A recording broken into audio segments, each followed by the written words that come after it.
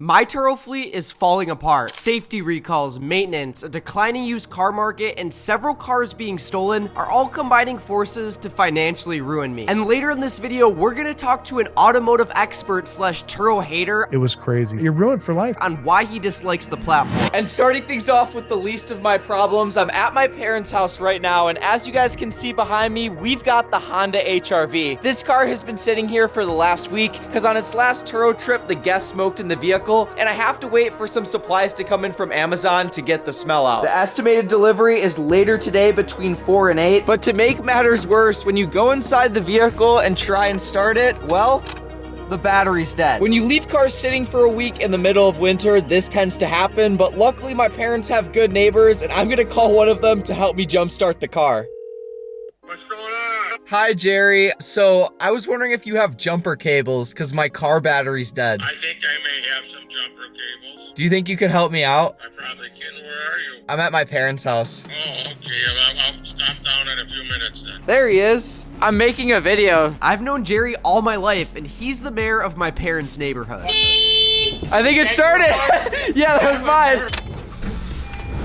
That's good. It's good. Now that I have the Honda HR-V started, ladies and gentlemen, we have a special guest for the weekend. Big Steve. You're gonna hop in the car. Get up there. Good boy. Okay, Big Steve is all set. Usually you get a cleaning fee. I then drove back to the city, dropped Big Steve off, and brought the HR-V in to fix a safety recall. Turo will enlist your car if you have any sort of recall, even if it's as simple as with the Honda HR-V, just needing to fix the display audio. But on that note, we made it to the Honda dealership, so let's drop off the keys. There you go. Give me a second to get the vital information off your car, the little one up there, right? Yeah. And then after they're done, drive the car back to my apartment to take care of Turo car number 2. This vehicle just got back from a 1-week trip last night, and as you guys can see, we got a pretty big snowstorm yesterday, but we also got a nice little parking ticket. That's kind of a daily occurrence these days. And when you go ahead and start the vehicle up, you guys can see it has a low tire pressure light. The guest let me know about this midway through the last trip, and on top of that, the car is also due for a safety inspection by the end of the month, so we're gonna drop it off at Goodyear and get all of these problems fixed.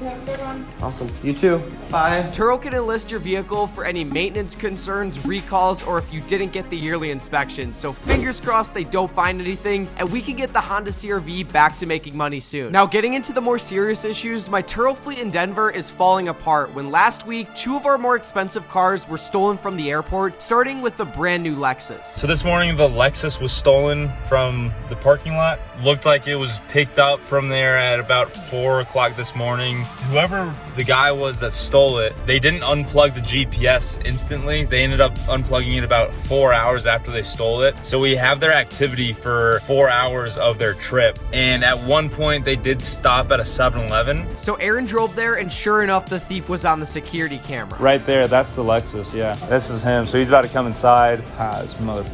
He paid cash. And the reason this matters is if he paid with card, you could get his information. But shortly after this, things got much worse when we found out not only was the Lexus stolen, but the Jeep was stolen at the exact same time. And the 2 thieves met up at, you guessed it, the 7-Eleven. Other than the 7-Eleven, there is one other place that it looks like they both met up. Wondering if that might be like a residential place that they live. All right, so this is where these guys met up after 7-Eleven, and then they left from here, went somewhere else, and then came back and re-met up here. I would assume that they live here or something. This spot has to mean something. On the Jeep though, the thieves made a crucial mistake, accidentally leaving the bouncy GPS connected, allowing Aaron to track down the vehicle in a local parking lot and contact the police. I have a set of keys at my house. Okay. So I'll just have you drop it off probably up the street from my house. Problem that I have is that a private tows is quite expensive now. They're $250 at dispatch now. If we can get the insurance on the car to cover it. The tow truck driver worked together with Denver police to perform what's called a hook and go. I'm assuming you don't like to do hook and goes. I don't like being put in a situation where I don't know what the f***'s going on.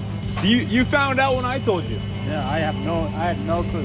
Yeah, because they were even telling me, like, don't step foot over there. Don't even lay your eyes on the vehicle. Yeah. There's lot of cops over there, bro. Really? The cops put the tow truck driver in a pretty unsafe situation, but luckily no one got hurt and the Jeep was returned with some moderate damage. Yeah, so this be a fun insurance claim, huh? But as we get into all that, this video is sponsored by our friends at HelloFresh, an online meal kit provider that takes the stress out of mealtime with fresh and affordable meals shipped straight to your door. It's like getting food delivered, except the meals are actually healthy and at a way more affordable price point. Each meal in this box is designed by chefs and nutritionists, and when you go ahead and open this package, you can see it's filled with fresh ingredients, along with some instructions on how to cook each meal. Thanks to HelloFresh, myself and over 7.5 million households no longer have to worry about what to cook. Each week, we pick from a list of over 30 recipes, and every single week, a package gets delivered to our door. So if you guys want to give this a try, use my code FinancialWolf65 for 65% off your first order plus free shipping. That would bring your first HelloFresh box to as low as $27.43. That's super cheap. It's literally a no-brainer. So click that top link down below in the description to get started, because with HelloFresh, you save time and you save money, which is what this channel is all about. So on that note, let's get into the damage on this Jeep. So as you can see, this is where they ripped the lockbox out of the window. That seems to be the only damage that I've been able to find on the outside. You can see this is pretty bent up. Window's gonna have to be fixed up. The license plate was ripped off. So inside the car, nothing major. I guess they went to a Sonic. There you go. There's some marijuana ash. So they were definitely in here smoking. It smells kind of dank. Overall, I think we got pretty lucky on the Jeep. Our client, who owns both the Jeep and the Lexus, unfortunately, was aware throughout the entire situation. And moving forward, to prevent this from happening again, we're gonna put more discreet GPSs on all of our Turo cars that have a kill switch, and it's not just as simple as unplugging the GPS like with the Bouncy. And to my surprise, about a week after getting the Jeep back, the police also found the Lexus, so now we simply have 2 insurance claims for the broken windows, and we should be good. It does definitely still suck that this happened, because as you guys can see by this client's payouts, he was earning about $2,000 a month. So these cars definitely lost out on a decent amount of rent and income by being stolen. But now I want to confront a Turo hater. He listened to another guy that told him to go buy 30 cars at one time. How on do you his even get personal enough credit. capital to buy 30 cars? There's these guys out there that during the pandemic, they were preaching, go to 10 different dealerships and apply for like as many cars as you can get. Too many people have cars they simply can't afford. With rising interest rates, more and more Americans, I think it's 1 out of every 4 is 30 days late. And it's 1 out of every 6 that are 90 days late. Oh, I got 30 cars in my personal name. Do you want to buy a house? Yeah. I was like, you can't, can you? No. It was crazy. You're ruined for life. Unfortunately, I wasn't quite able to lock something in with Lucky Lopez despite a lot of DMs back and forth, but he absolutely hates Turo, and here's why. A lot of people were financing cars at peak prices and started renting them out thinking they were making money, but now as car values begin to absolutely crash, people are getting hammered with depreciation and they don't even realize it. To be honest with you guys, I haven't checked my car values since purchasing them, so we're gonna check that out right now and see how much I've made on Turo, including depreciation. Starting things off with the Honda CR-V, I originally bought the car for $11,400, and according to KBB, the value for the car now is $10,327, about $1,000 less than I paid. That's honestly not too bad considering over 12,000 miles were put on the vehicle. The used car market has absolutely plummeted, and on profit renting it out, I've made over $3,600, including a recent $400 maintenance bill. But nonetheless, after the fattest maintenance bill I've had so far, the CR-V is back to being rented out after its Turo inspection with total earnings of $250 for a 1-week-long trip. And in case you guys are wondering what the maintenance was that I had to get done on the CR-V, well, I brought it in for an oil change. It had to get a fuel system cleaning, a coolant system flush, and an alignment. I know a lot of that sounds kind of pointless, but you guys have to remember that the CR-V is an older car with high mileage, so it was definitely time for those. The HR-V, on the other hand, has depreciated $4,500 since purchasing, putting me slightly in the negative even after Turo income and accounting for expenses. But luckily, the HR-V's recall got fixed, and as you guys can see, the car just got back from another Turo trip. This trip only lasted about a day, but when you go ahead and open the door up, you guys can see the vehicle got returned in literally perfectly clean condition, pretty much just how I left it. After running the car through the car wash, wiping down the interior, and taking some photos of it, it'll be ready for another Turo trip that starts in 30 minutes. It goes for 2 days, and the projected earnings are $99.12. That being said, I do agree with Lucky Lopez's point that depreciation is a huge threat to Turo hosts. A lot of people don't account for it, and honestly, that's why I'm gonna stop buying from a dealership, since it's pretty much a guarantee that you won't get a good deal on a car. So I'm gonna only buy private sale and make sure I have a trained mechanic look at the car before I buy it. Yes, yes, you're gonna spend some money up front, but you're gonna save a lot of money in the long run on repairs, and expensive repairs and depreciation are the two main ways to lose money as a Turo host. And I've been lucky enough to make both of those mistakes. But if you guys enjoyed this video, be sure to drop a like and check out this one right here to learn about my first 365 days renting cars out on Turo.